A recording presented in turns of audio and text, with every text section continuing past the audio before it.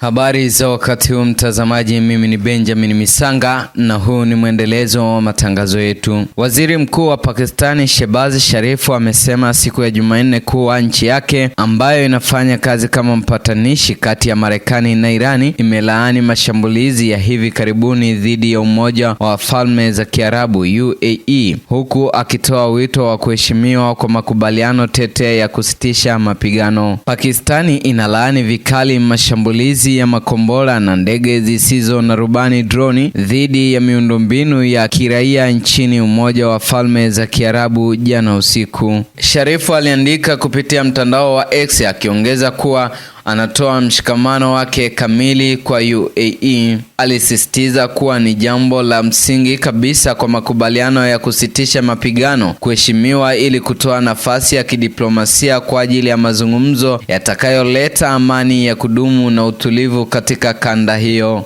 Siku ya Jumatatu, UAE imesema kuwa ililengwa na mfululizo wa makombora na droni kutoka Irani, hatua ambayo ilikiuka usitishaji mapigano wa wiki kadhaa katika vita vilivyoanza baada ya Marekani na Israeli kuanza kuishambulia Irani mnamo Februari 28, huku Teherani ikijibu kwa kushambulia majirani zake wa Ghuba na Israeli. Balozi wa Marekani katika Umoja wa Mataifa Mike Waltz alisema siku ya Jumatatu kuwa Marekani na mataifa ya Kiarabu ya Ghuba yanaandaa azimio la Baraza la Usalama la Umoja wa Mataifa linalolenga kulaani Irani kwa kufunga mlango bahari wa Hormuz.